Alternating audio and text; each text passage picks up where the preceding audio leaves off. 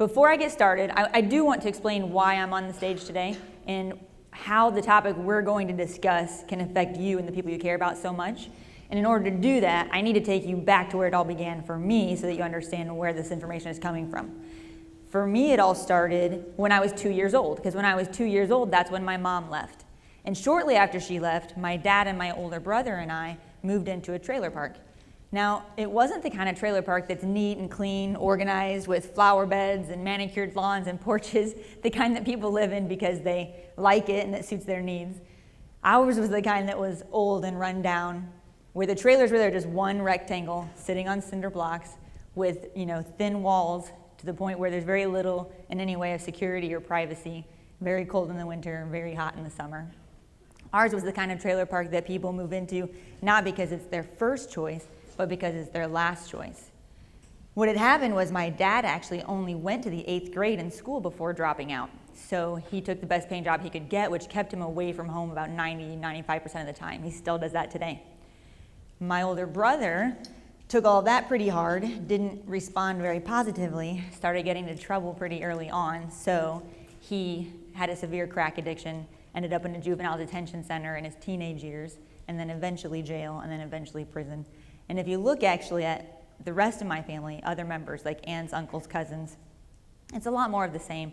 The really common themes in my family actually are teenage pregnancies, high school dropouts, trailer parks, poverty, and jail time in some cases, and drug and alcohol abuse is pretty severe too. So I have some experiences as a child that I really wouldn't wish on any child, because I know exactly how it feels to be alone most of the time. Not just like lonely, like mentally, but like physically, literally alone most of the time. And I know how it feels to be the outcast at school. I know what it's like to be plucked from your classroom and sent home from school because you're the kid with lice. I also know how it feels to be really scared to get up and go to the bathroom every night in the dark, because every time you walk into the dark bathroom and flip on the light switch, the cockroaches scatter. I know what it's like really to not just want one aspect of my life to change, but really to want like every aspect of my life to change. But today really isn't about me. I'm here because it's about you guys. And what I really want to know is, when you think about your own life, are there aspects of your life that you want to change? More specifically, if you look at these 4 areas of your life: your education level, your career, your income, and your wealth. By the way, you probably all know this already, but to give you the simplest distinction between income and wealth, income is what you make, but wealth is what you keep, what accumulates over time. If you're in the room and you've already noticed the big difference between what you make and what you keep, can I get an oh yeah? Oh yeah. Oh yeah, exactly. So in these 4 areas, if you want to see growth in at least one of these 4 areas in your own life, please raise your hand and look around the room. It's like golf. In fact, high five 2 people and say, me too.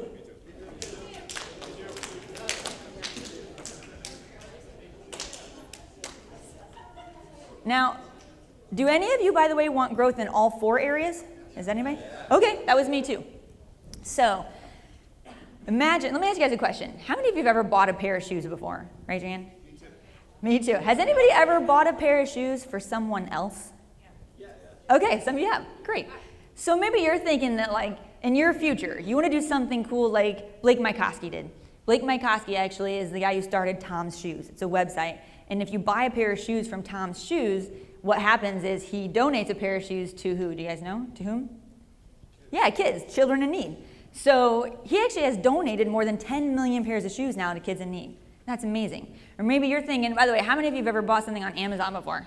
No. Love Amazon. It is the largest online retailer in America now, by the way. And so maybe you're thinking it'd be cool to do something like Jeff Bezos did, the founder of Amazon, because not only is he super successful, I mean, Jeff Bezos is worth more than $35 billion now, but he also uses his money now to fund other people's startups. So he's actually helping other people create their own dream lives, which I think is super amazing. How many of you think $35 billion, that'd be a good amount of money to have, right? So maybe you're thinking you're the next Bill Gates, because Bill Gates has actually donated to charity more than $35 billion already. That's awesome. Or maybe you're thinking you're the next Jason Jeffrey, traveling the world, working part-time and traveling more full-time, right? Maybe you're the next Andy Jonte, changing an entire country of people. Maybe you're the next Eric Gilman, writing, training, speaking, stand-up comedy. He didn't tell you that, by the way, but he is a funny guy, you noticed that. Or maybe you're the next Jeremy Rising, Brother James, like traveling the world, empowering and encouraging people to live their dreams. It's amazing. Or maybe you just wanted to have some experience like that, like I've had since I've left the trailer park, which is you're just thinking, if I could just have enough money to know that my bills are paid so that I don't have the stress or worry about it, so I don't have to live paycheck to paycheck.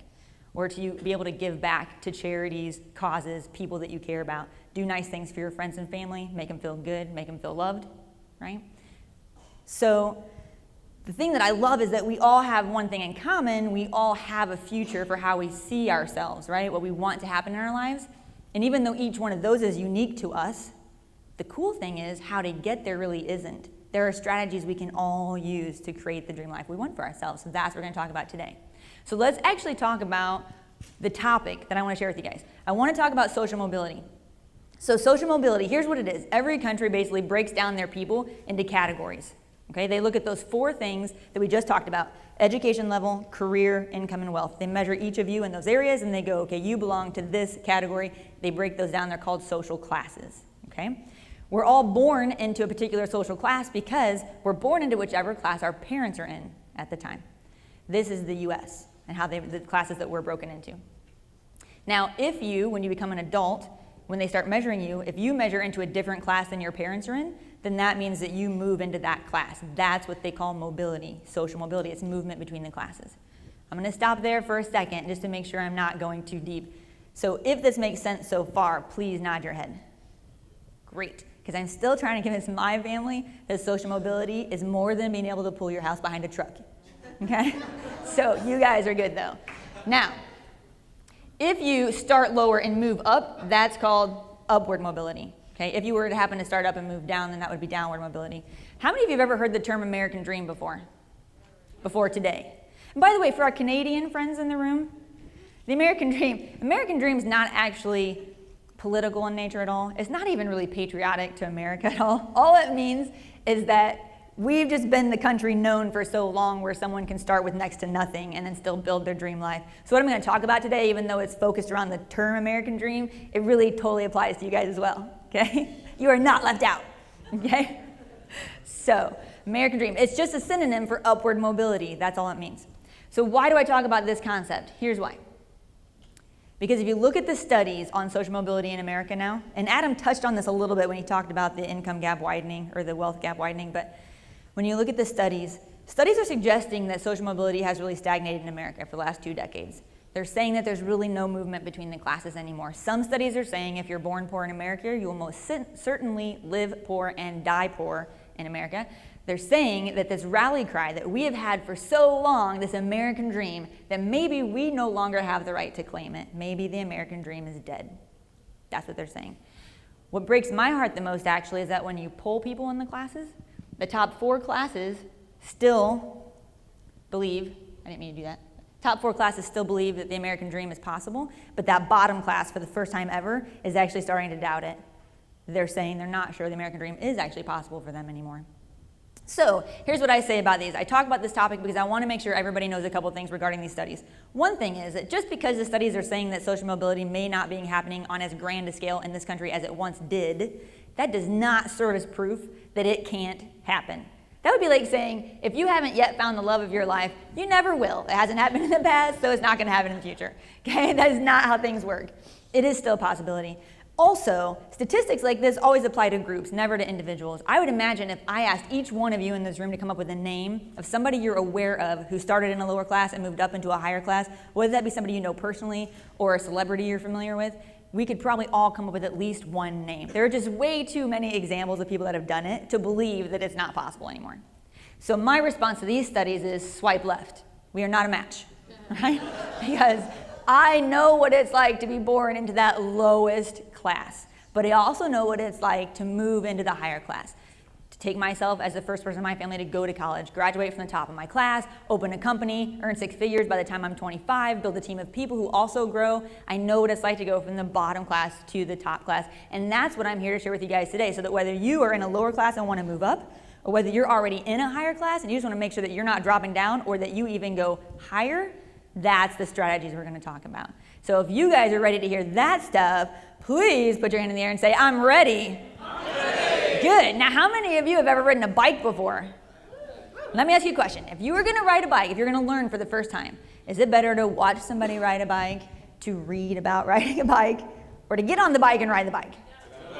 That's right. So today, as we go through this stuff, I'm going to ask you guys to ride the bike, because I know that as we go through the strategies, you'll learn this stuff so much faster, so much better. You'll retain it longer if you're actually doing this stuff with me, if you're participating. So I'm going to ask you to repeat stuff back to me, to finish my sentences, to answer questions, to write stuff down, to work with a partner.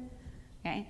So if you are sitting there thinking, I'm willing to work with a partner, answer some questions, write some stuff down, I can do that because I know it's going to affect and help me achieve my dreams, then please point at yourself and say, I'm in. I'm in. Good, because here's your first activity. When I say go, here's what you're going to do. You're going to stand up, you're going to find a partner, introduce yourselves, and sit back down. Now, a couple things before we do this. I know that most of you know each other already. I still want you to introduce yourself because it gives you a chance to show off your awesome handshaking skills, okay? Also, if you're sitting there and you've already, in the time I've said this, picked your partner because you did one of these, right? And you know you're working together, I still want you to stand up, introduce yourselves, and sit back down because it's about getting the body engaged as well. Don't do it yet. I didn't say go. It's okay. I appreciate the enthusiasm, though. I was just going to say, the last thing is, if you're like in an area where there's an odd number, and so like when you stand up, there's nobody right next to you to partner with, because you can partner right next to you, but feel free to move if you need to. Just take your stuff to sit with that person because you're going to be using that person. That's not the right. You're going to be working with that person for the rest of this message, okay? This should take you less than 37 seconds to do. Ready, set, go!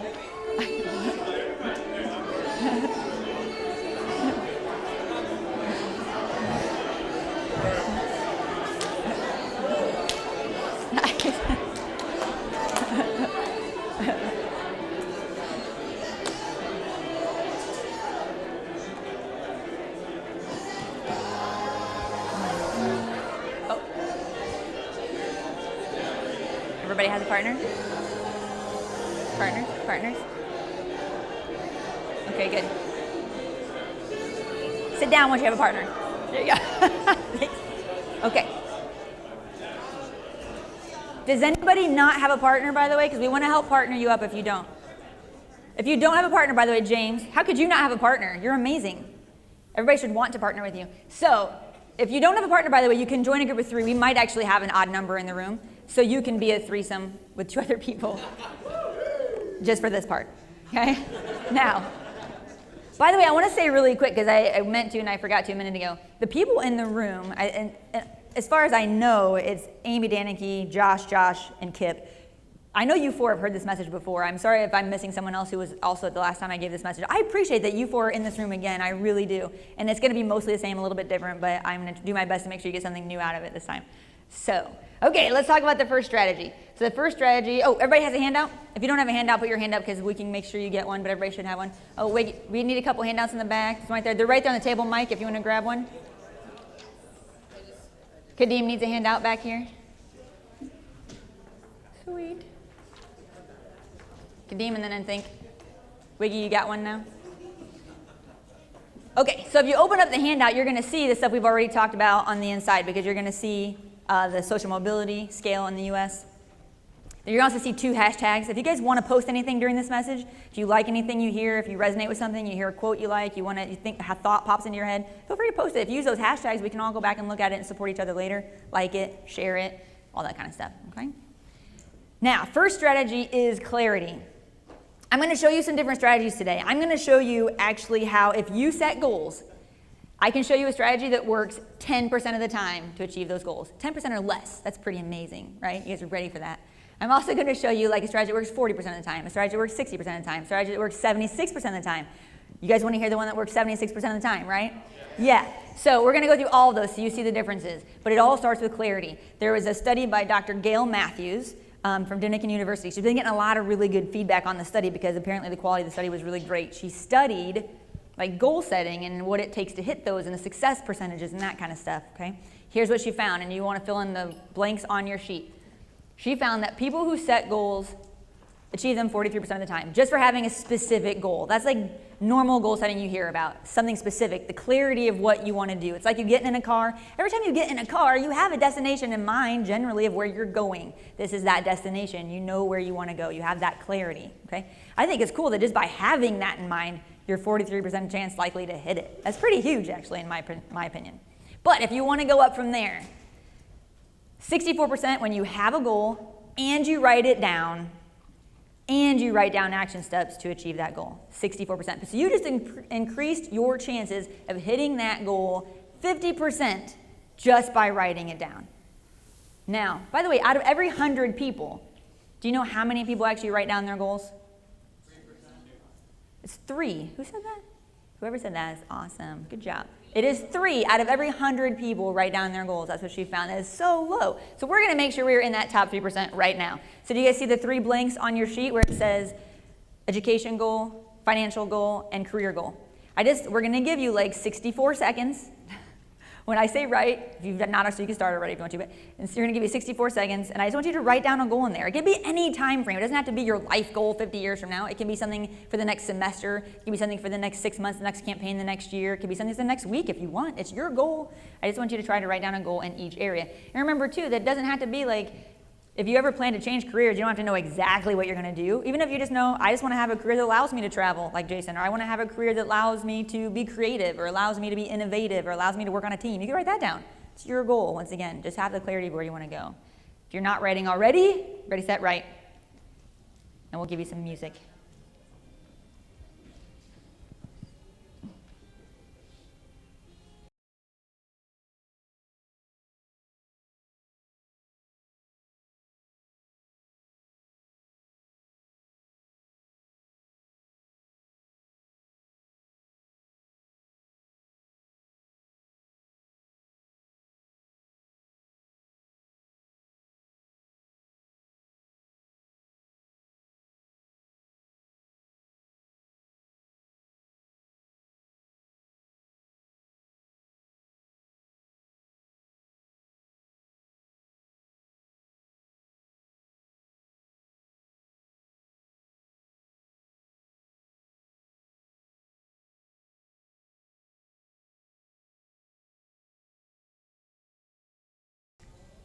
Wherever you are, you can stop. Wherever you are is perfect. It's okay if you didn't finish. You can always finish that later. So 64%. You guys just joined the 64%. Congratulations. That's awesome. Now, 64. Here's the next level. If you want to be able to hit your goals 76% of the time, you have the clarity of the goal. You write it down. You write down action steps. You share that goal with someone else. And then you share consistent updates with them on how it's going towards that goal. That's the difference. So now what we're going to do is with your partner, when I say share, I want you to stand up, take like 20 seconds. Don't explain the whole like reasoning behind the goal. We don't have time for that. But 20 seconds just to share what you've written down, and then sit back down when you've both shared. Ready, set, share.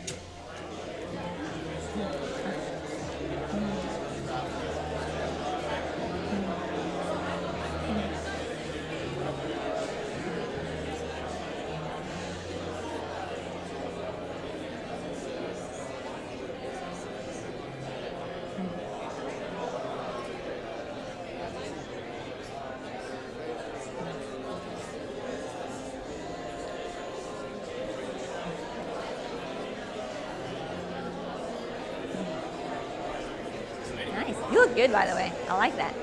It's good. Classy, it's good. Oh no, you look good too. This is like seems like a more casual day for most people. But yeah, you guys look good.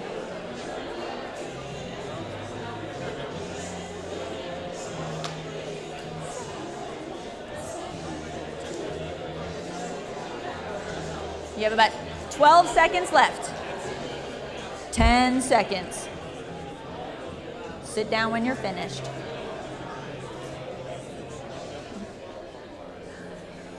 Hey, it's Bert. See, I know your name. Sorry about that. You won't make a mistake again. No, never. I really was still even like, shoot. I was like, yeah. I was like, maybe I'm wrong. Okay. High five your partner and say, thanks for sharing. So, I would suggest, again, that you either find someone that you can do regular updates with of how it's going, right? Because that's going to help you stay in that 76%. You can talk to the person that you just did that with if you guys decide to share information and be like, let's keep in touch about those goals, or it can be someone else, but find someone to do that with, because that makes a huge difference. So we just did that. The first strategy was clarity. So if you want to get to where you want to go, you got to know where that is. So what's the first strategy? Clarity, that's right. Now, for the next strategy, here's what we're going to do. I need everybody to pick in their minds a number between 0 and 10. So pick a number between 0 and 10. 0 and 10. Once you have that number in mind, 0 and 10, write it down. You can write it anywhere just so that you don't forget which number you picked. 0 to 10. Now, everybody should have a little silver coin. If you, again, don't have a little silver coin that we dropped off at the tables, just raise your hand, and Becky, the masterful Becky, is going to come and give you a silver coin. So, if there's any extras, by the way, sitting next to you and you see somebody with their hand up, feel free to throw it at them nicely. Well, it's supposed to not be eaten yet, so raise your hand again if you need another one. You guys are funny. I should have I actually had some. We just hop on the bike and ride it. I know, you do, which is good. I appreciate that. So, we've got some at the front here now. Oh, here they come. There's one back there, a couple up here. There come. Oh, sorry, Jamie. Couple up front here. So here's what we're going to do. When I say flip, I want you to flip the coin 10 times and count how many times it lands on heads. Okay, so when I say flip, you'll flip it 10 times in a row as fast as you can. Count how many times it lands on heads, and then we're going to move on. Ready, set, flip.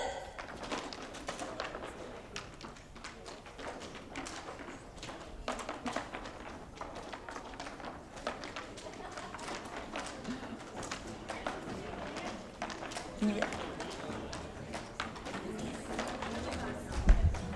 It's good. Oh. You're welcome. It's collateral damage.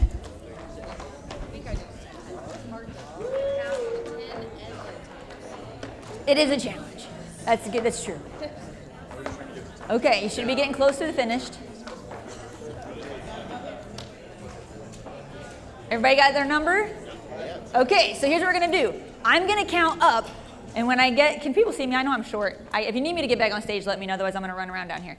I'm going to count up, but when I say the number that your coin landed on heads, please raise your hand so we can all see the results that happen in the room, okay? So did anybody have it land on heads 0 times?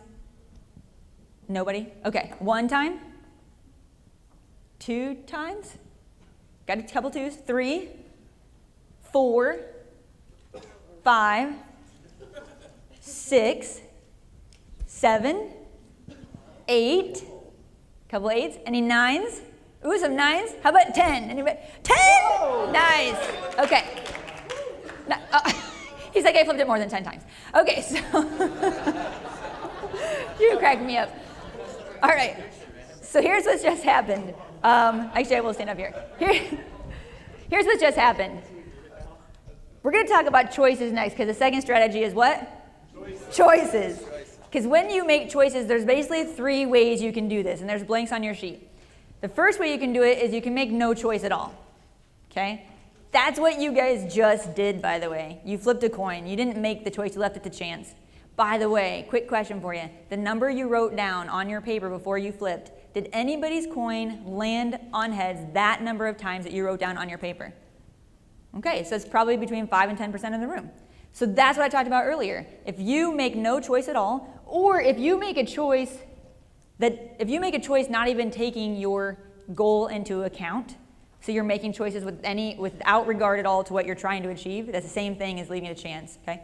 If you do that, your success rate is about 10% or less. We just proved that, okay? If your goal was the number you wrote down, we just showed that leaving it a chance worked about 10% of the time or less, okay? The second way you can make a choice is that you can make a choice that does not align with your goal. If you make a choice that doesn't align with your goal, that's like, so here's the difference. You're driving in the car. You've got this destination in mind. Making no choice at all would be like you're pushing the gas, but you're not steering. You're like, I'm just going to take my hands off the wheel, let the car go wherever it wants. Okay, that's how that works. Making a choice that does not align with your goal, which would be something like if someone had a health goal, let's say someone's trying to lose weight or be healthier, but then whenever they're choosing what to eat, they find themselves eating the thing that's less healthy. That's like making the choice that doesn't really align with the goal. That makes sense, right? So if that's the case, then that's where you're actually steering away. You're physically going, there's my destination, I'm gonna go in this direction, okay? The third option is you can obviously make the choice that does align with your goals. Let me give you a quick example. When I was in 4th grade, my teacher was walking around passing out assignments that she had graded. She was just walking around the room, dropping them on our desks. And she walked by my desk and she put my paper down and it had the highest grade you could get on it. And she goes, great job, you should go to college. And I was like, I didn't know what college was, but the way she said it just made it feel like she said something positive about my future, which was the first time I remember that happening. And so in my head, I was like, I don't know where this college place is, but I'm going there, right? So I think from then on out is where in my head I was the girl going to college. Like that was my American dream up to that point was I'm going to college. I had nothing beyond that in mind, okay? But from there on out, the choices I made aligned with that really well. So when I was in high school as a teenager and I was offered really hard drugs for the first time, and I was still that teenager, by the way, where I was still the outcast, still like invisible, still awkward, no social skills, very few friends. So when I was offered that, it really was like, in my mind, I'm going, okay, I can do this. I don't know what would happen, but they might think I'm cool, and that's really never happened before. That'd be kind of neat. And maybe I'd fit in, like I wanted to fit in so bad, okay? But then I also thought, since I haven't done it before, I don't know how I'm going to react. There's also that possibility of a medical interaction because I've heard that happens to some people. They have a bad medical situation when they do a drug. I could land in the hospital and have all these medical bills that would drain the college fund I've been saving and working on since I was 14. Or what's worse, I don't know if it's worse, but just as bad, it's illegal. So if I would happen to get caught, that could be on my record. That's not going to help my college application, right? Those are the thoughts. So I just at that time thought, what aligns best with what I really want to do, which is go to college, is not to do this drug right now. And so I just said, no thanks, I'm cool. That was my answer all through high school, right? Because I was on the path to college. So when you're making choices, here's what you guys have to know. Studies show that we make thousands of choices every single day. And just like a drop of water, like if you have a leaky faucet and one drop of water falls out every second, over a year, any idea how much water that adds up to? 347 gallons of water in a year if one drop drops every second. Our choices are the same. They seem so small sometimes, but they all add up to make us who we are. Right now, we're a product of our choices before now, which is great though, because if you want to change anything, you can be a different person tomorrow by making different choices today. It's really that simple, okay? So the second strategy is to make the choices that align with your goals, your destination, your American dream. So second strategy is what? Choices, exactly. Third strategy is connections, which I'm not going to spend a lot of time on this because I think you in this room, everybody in this room, are already pretty good at this. So here's all I'll say. Beyond all the studies that show that your success in many areas of your life is related to the people you surround yourself with most of the time, beyond that, beyond the hundreds of studies across the world in every industry, every age group, every ethnicity that show that the single biggest determining factor on your happiness are your connections. Beyond that, the thing I love too is that almost every single thing we learn in life, we learn from somebody else. Let me ask you this. I'm going to mention different people in your life. If you've ever learned something from that person, please just make noise. You can just say, oh yeah, or yay, or whatever. So anybody ever learn something from their parent? Oh, yeah. Their grandparent? Yeah. Siblings? Yeah. Friends? Yeah. Other peers? Teachers? Yeah. Coaches? Yeah. Mentors? Yeah. What about this? If you consider books, documentaries, movies, videos, social media, isn't it still a person doing all of those things? Yeah. We're always learning from other people. So the connections you have has a direct impact on what you learn. I actually believe that. And here's the thing. Everybody has something to teach. Like even my family, by the way, which I know I'm skipping some of this stuff. Even my family who taught me very, very little when it came to how to be successful professionally. I learned very little from them on that. They did teach me things. I still learn from my family how to work really hard. I still learn from my family how to have a good heart, how to just have intentions, good intentions for people. They're very much those people. For my brother, I mean, he gave me the exact example of here's what not to do. So like most of my childhood, I was like, if well, he's doing that, I'm doing the other thing. That worked out pretty good for me. So he was still a good teacher in that aspect. Everybody has something to teach us, okay? So with connections, it's really just make more connections, build your network, learn from other people, and take those connections deeper. There's like different levels of what you can do. So to make more connections, just be willing to start the conversation. I find that's the biggest thing. If you can just get that awkward phase if you don't know them, you don't know what they want to talk about, you don't know if they want to talk to you, but just start the conversation. It's as easy as that. Be interested in people. It's easier to be interested than be interesting in order to make relationships. So be interested in people, and then just go deeper. And they all mentioned this on stage a minute ago in the panel. Just go deeper, ask good questions, really care, really listen, all that stuff. You can do it. It's really not that hard, but it is super important. I don't think you're ever going to hear anybody ever say, oh my gosh, she was just doomed to fail. She had way too many connections. That's never going to happen. Never, okay? You can have too few, but you can't have too many, so just keep connecting. So I love that you're all here because we get to connect with each other. Okay, so the third strategy was connections. Thank you. We're going to move on because this one's fun. I like it. The fourth strategy is capacity. Capacity is how much you know and what you know how to do and what you know, essentially. And you always want to be increasing your capacity. So here's the deal. There are a lot of statistics. I'm going to show you some statistics. Let's start here. Oh, here's what I want to do. I need actually a couple volunteers. Is there anybody in the room that can actually write pretty fast and still be able to read it afterwards? Who's saying? So Mariana? Okay. And Josh, they're going to be our volunteers. We're going to have everybody in the room share, like they're going to just shout out words. I want you two to try to write as many of them as you can. You may not catch them all, but I'm hoping with two of you doing it, we'll catch most of them. Okay? So just write them down as quick as you can. Here's what I want you guys to tell me. I want you to think of traits of people you admire, people you respect, people you look up to, people you really like, whatever you want to call it. But just give me some traits that those people have. Trustworthy. So write down trustworthy, honest, disciplined, integrity, charismatic. What'd you say, Mike? Authentic. Loyal. Giving. Wealthy. Mature. Enthusiastic. Thank you, Bert. Passionate. Generous. Listens first. So good listener. Forgiving. Dedicated. Interested. Beautiful. Grateful. I know I said beautiful. Grateful. They have a good work ethic. Intelligent. Integrity. How many of those you guys get? Did you say stability? Oh, they're stable. Okay. It could be anything. It could be creative. It could be, what'd you say, Christy?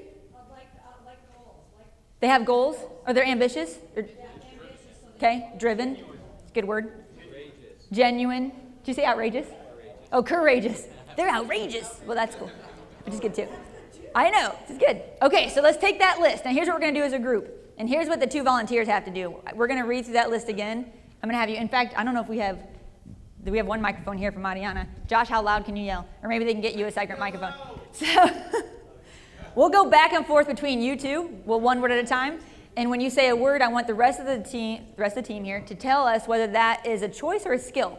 Like decide for yourself, that trait, is it really a choice someone makes or is it a skill they need to develop? Everybody understands that question? Okay, so this might not be on anymore. Just ask what's the difference. What's the difference? So like between a choice and a skill? So for example, somebody talked about being on time. I think Tony did, right? Talked about being on time.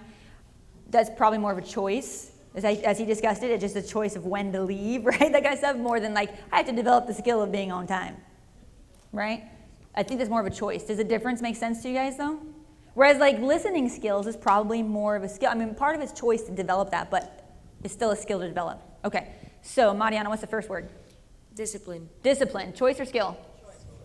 I'd say choice. And if you hear both, you can always write down C and S. C and S. Josh, what's the next word? Trust. Trust? Trustful, like trustworthy. Yeah. Is that a choice or skill? Skill. I'd say it's a choice, right? Okay, sorry. I know Jeremy said skill, but choice, that's okay. What's the next word, Mariana? Honest. Honest. Choice. Choice. What's the next word, Josh? Authentic. Authentic. Choice. Mariana? Powerful. Powerful. That was a little vague. We'll put them both down. Choice and skill. It could be a skill. Josh? Work ethic. Work ethic. Choice. Mariana? Integrity. Integrity. Choice. Josh? Loyal. Loyal. Choice. Mariana? Given. Giving. Yeah, I guess. Giving. Choice. Josh? Passion. Passionate. Choice probably. It could be either. You can put both down, choice or skill. Mariana? Mature. Mature. That might be a skill.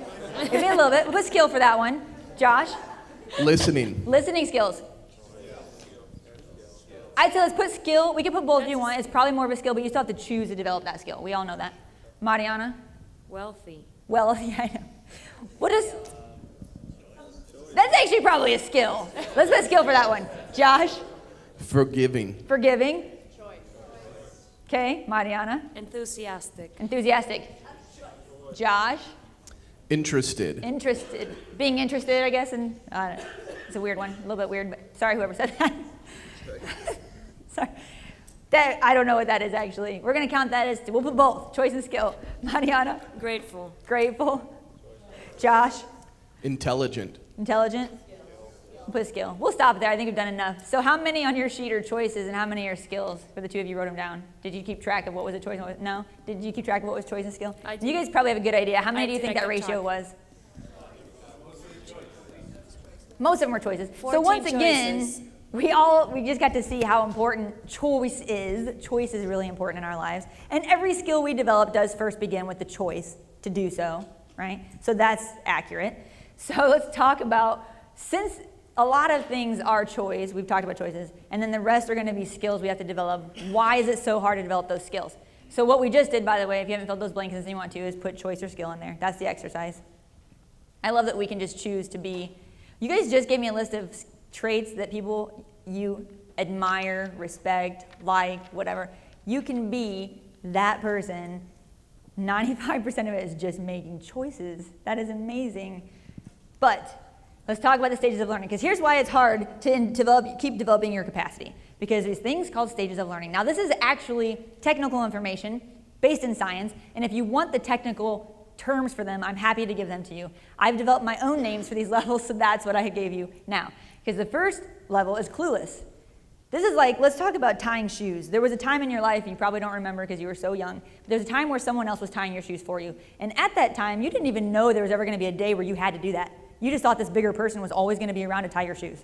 Okay? So you were like clueless. You didn't even know it was a skill to develop. It's like what Dan talked about, the you don't know what you don't know thing. Okay? The second level of learning is you're trying, but your attempts are failing. So that's when you first start learning to tie your shoes and you're like trying and you're working really hard, but you're like, where does this loop thing go again? I don't know. Okay? There's always that stage. This is where most people give up if they're going to give up, because this is the worst stage. This is the stage that's the most uncomfortable. You're trying, but it's not working. It's like if you ever learn something here in this company and someone else is doing it and it works really well and you're like, I'm going to try it, and you try it and it doesn't work and you're like, well, it doesn't work for me, right? It does work, but there's just that level you have to get through, okay? Then you get to the third level, and that's where you're trying and succeeding, but you still have to try. So that's where consciously you're still having to put the effort in. So you're tying your shoe slowly. You can do it, but it takes effort to think about how to do it. By the way, whenever I have to tie something that's not my shoe, I still have to think about it. Like, if you ever try to tie something that's a weird, I tried to tie a shirt one time up here, and I'm like, why can't I tie anything, right? That's weird, because you're just not used to doing it that way. But trying and succeeding. The last level is that you're a badass. This is where, have you had somebody ever ask you, how do you do that? Or had you asked somebody, how do you do that? And they go, I don't know, I just do it, right? Yeah, Curtis said that day one. That's because they're so good at it now that they don't even have the conscious awareness of what they do to be good at it, because they're that good at it, which makes it hard for them to explain it, okay? So those are the levels. If you want the technical names, I'm happy to give them to you. You can always come and get them from me later. But that's why it's tough, because of level 2. You just got to know that every single thing you learn in your life, you're going to have level 2. The things you learn quickly, by the way, if you've ever had anything come easy to you, you just got through level 2 fast. That's all that was. You just moved right through it. But 2 is the one that gets us. So you got to watch out for it, but it's going to be there. Just expect it. Here's why it's important, though. Here's some studies that just came out from the Department of Labor and the Bureau of Labor Statistics. These are crazy. College grads will have 10 to 14 different jobs by the time they're 38. This is what it is now. Here's another one I love. The percentage of the workforce that changes jobs every year is 33%. And check this one out. Every year, 30 million people in the United States are working jobs that did not exist the year before that. That's how fast things are changing. So here's where it applies to you, because you might be in this career for the rest of your life, but these people are your customers, right? These are people developing skills that you may be learning from. Like, the point is, things change so fast now that it's not one skill you need to know. Just like when you go to college and you get one degree or whatever, and most people aren't even working in that area, you're not developing one skill you're going to use for the rest of your life anymore. You actually, the best skill to have now is to be able to develop a new skill. That's what it is, because we're changing so fast. So I think there's a blank for that on your sheet. There might be. The best skill to have is develop a new skill. The thing I wanted to share with you, which John Rulin said yesterday, which I loved, by the way, I was in his breakout, and he was talking about how he does these events where he meets a lot of his contacts that are really helpful. And someone in the room asked him, and I can't remember who, so I'm sorry about that, but someone asked him, how do you find these events? And John's answer was, well, I don't. Really what I do is I keep developing myself and my skills, because that's what gets the attention of the people at or running those events, and that's how I get invited, because most of those events are invite only. So his strategy is just, I'm just going to continue to increase my capacity. And as I do that, things happen, right? It's really important. So when it comes to capacity, the strategy is always be gaining knowledge and skills. Always. You're never going to finish that. So the fourth strategy was what? Capacity. That's right. Now, let's just take a second before we move into the fifth one, and I want to ask you guys. We're going to take some shares around the room. You guys, this is the event. This is the last message. You've heard from great speakers. You've heard from Dan and Adam and Dave and John and Josh and Jason and Andy and Leah and Alicia and Margaret and Eric and, like, who am I missing? Jeremy, Emmy, Curtis. How can I forget Curtis? You've heard from all those wonderful people. So you've got all these strategies from their mindset. And you've got your own experience, choices you know you make every single day, things you want to achieve. So I'd like to take a few shares of, just quick shares, of what's something, let's even just use choice, because a choice always is the beginning of increasing your capacity. What's a choice you're going to start making after this event that's going to help you achieve your goals? And let's have you say your name. You can stand up. He's going to give you a mic. Say your name before you say anything else. Hi, I'm Jared. Can everybody give Jared a good Chinese hello and say, Ni hao, Jared? Ni hao, Jared. That was new. I like it. The biggest thing for me is to implement systems to manage the business. Because when you're just making calls or just booking appointments, you're not working smart. You're just brute force going at it, and you get CPO or you don't. But when you have systems, it's planned and controlled, and like that's probably the biggest game changer for like what makes a CSP successful versus just an FSM. Okay, so the choice you're going to make is just to start developing systems or start using systems? Yes. Perfect. Let's all, after every share, we're going to do a 1, 2, clap, you're awesome. Ready? 1, 2. You're awesome. Okay, thank you. Who wants to share next? Anybody over here have a share? Some choice you're going to start making to help you achieve your goals. Any choice. It could be waking up earlier. It could be eating healthier. It could be connecting more often with people. Oh, you're a mic runner. I thought you were going to say something. Can everybody say, let's give him a good Hawaiian hello and say, aloha, Jeremy. Aloha, Jeremy. Mine is to just be a better planner. From Emmy's talk yesterday, when you get to Monday and your week isn't already planned, it's already too late, and just really getting a vision for what an ideal week looks like, so that you know if you're having a great week or if you're, spending your time in places that are not productive and fulfilling. So being a better planner and seeing the future. Awesome. So ready? 1, 2. Carlton's got to share. Right back here, Josh. We'll give it to Carlton for first, and we're going to say a good Japanese hello. Let's say konnichiwa, Carlton. Konnichiwa, Carlton. Arigato.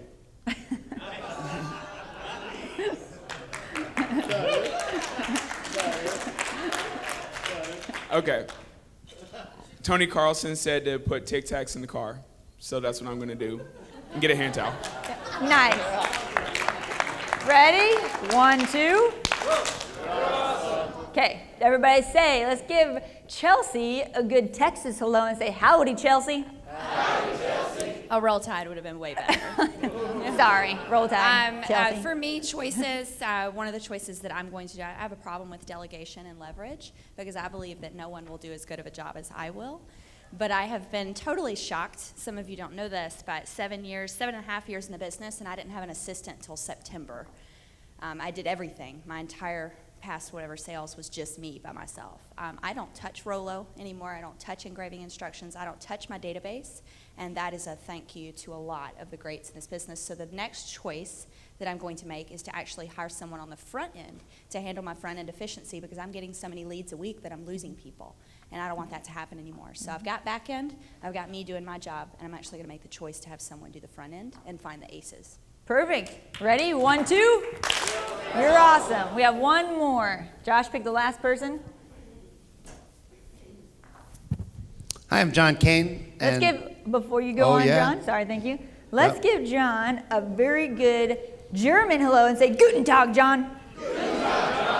Wie geht's? So, based on Adam Stock's message, I will be specific and just share that I'm going to let go of I'm choosing to let go of some limiting beliefs around abundance, around income, and around the ability to fulfill all of my dreams here while pursuing multiple dreams outside of here.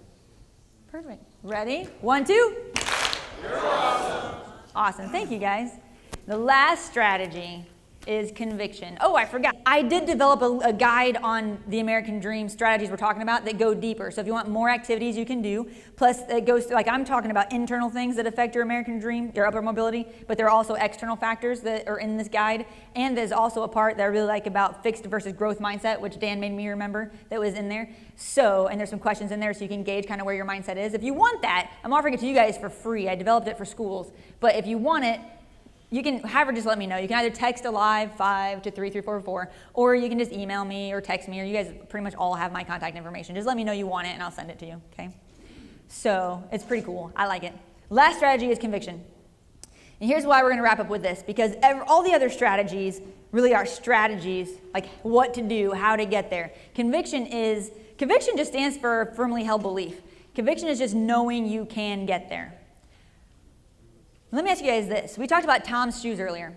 Did you know that before Blake Mycoskie started Tom's Shoes, he actually put $25 million into a previous startup that folded 2 years later? And then after that is when he started Tom's Shoes. How many of you, by the way, are familiar with Snapchat? Any snappers out there? Did you know that when Evan Spiegel pitched the idea of Snapchat as a final project to his class, that his class told him it was a terrible idea, that would never work? Right? How many of you are familiar with, by the way, when we talk about connections, you familiar with Venmo? How many of you use Venmo? I know Rising Sun uses it all the time. Those two guys that developed that, by the way, just met as freshmen in college, became friends, sitting around one day going, one of them owed the other money. He's like, this is a pain in the butt. We should develop something, right? Develop Venmo. That's amazing. That's connections. You never know who's going to be amazing connections for you later. How many of you are familiar with WhatsApp? It's especially popular if you travel internationally, right? Because then you can text people over the internet versus over your phone data, and it doesn't cost as much money. WhatsApp, by the way, here's what I love about this story. The guys that founded WhatsApp worked at Yahoo, left Yahoo, applied to Facebook. They wanted to work at Facebook. Facebook rejected them. And then they developed WhatsApp on their own, but it wasn't easy. And by the way, one of the guys had already lost millions in the tech burst, right? The tech bubble busting. But anyway, so started WhatsApp, wasn't easy, having problems, wasn't really working, bogging down, freezing, thought about giving up, but they kept going. And then eventually, once it was awesome, Facebook bought it for $19 billion. Yeah, you're like, they probably should have just hired those guys. It would have cost them a lot less money, right, to develop that for them. I think that's amazing. What about Uber? You guys familiar with Uber? Do you know Travis Kalanick actually also started a previous startup, lost millions when it went bankrupt a couple years later, and then started Uber? You guys probably all know these characters. Tell me what books these are from. Hermione, Dumbledore, Harry. But you probably know that J.K. Rowling was actually rejected by 12 publishers before anybody ever agreed to publish Harry Potter. Right. Anybody ever eat a Hershey Kiss before? Hershey chocolate bar? Did you know that Milton Hershey, like only once though, that was it. Sugar intake, done. Milton Hershey actually started 3 candy companies previous to Hershey chocolate that all failed before he started Hershey. And now he's like one of the biggest Hershey chocolate people in the world, right? So the point is, as you guys leave here, which by the way, how many of you in your life have ever run into any challenges, ever? Has anybody ever not, by the way, run into any challenges ever? I'm like, I want to meet you, right? We have to meet. I need to hang out with you just so it rubs off. But when you leave here, you're going to continue to run into challenges. I wish I could tell you it was going to stop, but it's not. But here's what I can tell you. The amazing thing is that some of your challenges will not be a challenge of your talent. They will be a challenge of your conviction. Do you believe that you can get there? We've all heard, you guys finish this quote for me. If you think you can or you think you can't, either way you're right, exactly. And the reason that matters is because, for example, when I started this message, I told you guys that the thing that breaks my heart the most is that for the first time ever, the people in that lowest class believe they can't get there. How horrible is that? If they believe they can't do it, are they going to do it? No, they're not. The conviction is so, so important. So when you run into your challenges, as you will do moving forward, are you going to fold? How many of you know Blockbuster video? Do you know Blockbuster? Do you know? Here's the thing about increasing your capacity, by the way, that I wanted to mention, because Blockbuster was doing really well, had 9,000 stores, 50,000 employees back in 2004. And then the industry changed a little. Had they been increasing their capacity and staying up with things because things are changing so fast, they already had the customer list. They already had the stores. They already knew the industry. It seems like they should have very easily been able to just adapt and be successful, but they didn't. They didn't increase their capacity. Other people came in, did it the new way, and now they're gone, right? So are you going to be Blockbuster? Or are you going to be Travis from Uber, who failed and failed and failed and then succeeded? Or are you going to be Milton Hershey or J.K. Rowling or the guys that developed WhatsApp, right? Who are you going to be? The guy that did Tom's Shoes, Blake? Because it's your choice, but it all comes down to, do you believe you can do it? Will you keep going when it gets hard? Because that's the most important thing. All of these strategies work together, right? I want to show you something because all of them work together. The clarity you have will help you determine the choices. That's how you make good choices, based on your clarity. Also, you'll make connections, right? And they sometimes help you get more clarity. Oh, I have clarity on there twice. Horrible. That's supposed to say capacity. I'm so sorry. Let's just pretend that bottom one says capacity. Because the more clear you are, the more you know you're going to need to develop the capacity to get to the goals you want. And of course, you have to have the conviction. And then you choose who to connect with. And your choices on what you're going to develop in your capacity, not your clarity. And so on. It all works together. So what shape do you see in there? The star. I'm only asking you guys to be the star of your own story. Okay? And here's why I love it's so important that we have you leading the way, because the stronger you get, does that make your family stronger? The stronger you and your family are, does that make your community stronger? The stronger you and your family and your community are, that makes our country stronger. Both of our countries. Thank you, Canadian friends. But the point is that I know. Sorry. It is the American dream message. But it's almost our duty to go out there and actually get our American dreams, because what we do impacts others. And if we do it and we set that example, then maybe we can start encouraging that belief in the people who need it, who to also do it, right? So if you guys are ready to wrap up with me, we're going to take the oath. The Destination Awesome American Dream Oath. I would like you to repeat after me and do the gestures. If you don't do them perfectly, that's okay. Just do whatever you feel, what feels good. And by the way, let's all practice this one part of it before we end on that. This, by the way, is sign language for dream. You touch your head and you go like this twice, right? That's sign language for dream. Okay, so you can sit down, stand up, whatever you feel best doing. But here's what we're going to do. Everybody's ready. Okay. I know what I want. Or I'll figure it out. And then I will choose to align with that route. I will make more connections. Increase my capacity. Because that is the way to help others and me. I will not quit until I succeed. And that's how I'll get my American dream. Thank you. Okay. Thank you.